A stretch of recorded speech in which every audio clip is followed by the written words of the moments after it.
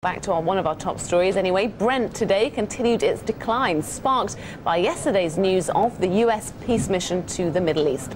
Iran's call for a one-month oil boycott of pro-Israel states did manage to cause the price to spike a little higher this morning. However, news that Russia are reviewing its oil exports in May took the markets lower. OPEC Secretary General Ali Rodriguez has also said that the price will ease. He's also blamed speculators for the recent run-up. Well, for more, here's Tom James, Senior Risk Management Advisor at Car Futures SNC. Thanks very much for joining us, Tom. I mean, we have seen a fall-off in the price of Brent and light sweet NYMEX. Of course, Bush must have helped soothe tensions in the Middle East, but do you think it's an excuse maybe for a bit of profit-taking, because we have seen the price of oil rise quite dramatically over the past 6 months? That's right, yes. We've seen prices come up to well over $28 here in the European markets. Fueled initially by funds buying out of the US market, and yesterday markets started to come off, initially triggered in fact by Venezuela talk that the strikes won't go ahead there. That was the initial trigger, and then Bush came out later on in the afternoon here with his comments that he wanted an end to all of the problems, and that's we've seen follow through of profit taking since then.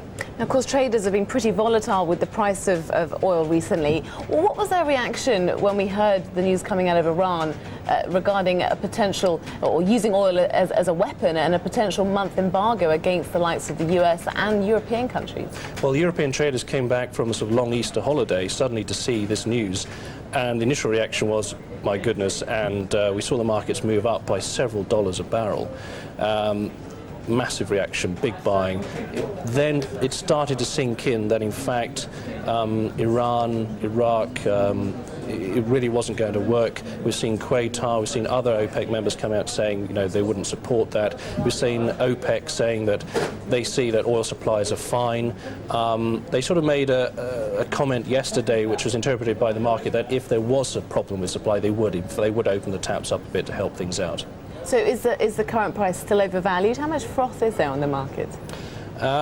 I think if there's no further tension right now, no big headlines out, we could see the market drop by another couple of dollars easily from profit taking.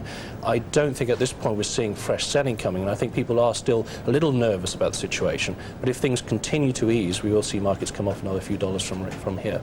And also Russia, very quietly talking this morning about reviewing its output curbs mid-May. Do you expect more pressure to be put on OPEC also to review its stance regarding output levels? Well, you're absolutely right. In fact, today Russia came out with comments that they would look to review in the middle of May, ahead of the OPEC meeting, sort of June, July time. And that has further prompted a bit of profit taking, a bit of selling in the market. I think Russia needs the money, so there's a bit of concern that Russia, rather than OPEC, could be the first to try and push output. Okay, thanks very much for joining us. Tom James there, Senior Risk Management Advisor. Thank you.